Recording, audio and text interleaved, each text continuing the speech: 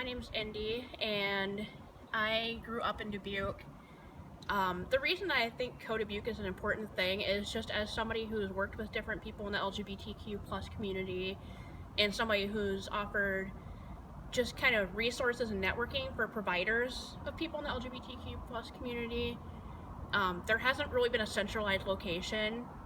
So a lot of times what we're seeing are we have primarily like college students that come into town or high schoolers that need assistance in that time of coming out, and they just don't really know where the safe spaces are to go. They don't know who the providers are to go to, and just, it's really easy to be isolated in Dubuque. So this is just kind of a cool thing because it'll hopefully help with that. As far as my experiences growing up in Dubuque, I went to high school in the early 2000s at senior, and when I first started, there really wasn't any discussion about LGBTQ plus issues. Like, you just didn't talk about it. And, unless it was like, oh, this is bad and they're going to hell. And so I was really closeted. And I think I was either a sophomore or a junior, and some underclassmen came in and started up Gay Straight Alliance.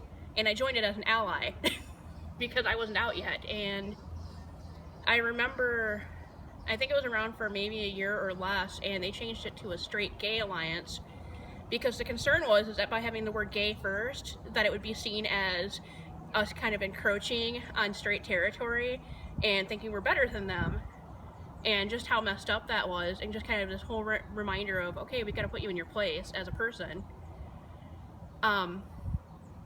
And I remained closeted into my 20s just because, again, there wasn't really a safe space to come out to. And 2005, I was just kind of at that point of being done with Dubuque. I was about 20 years old or so, and had already made decisions to move to North Carolina with this friend from a website I was a moderator on.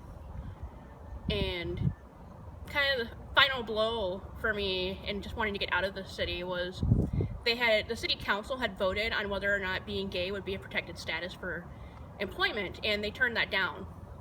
And just being, here and just not feeling validated as a person, and still having that fear of, could I lose my job? Could I, lose housing? What's going to go on in my life?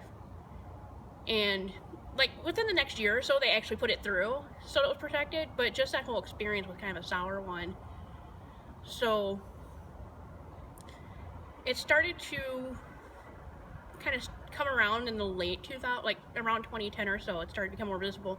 2009, when gay marriage passed, I mean, that was the turning point, and when the community began to become more visible. So that was pretty much it.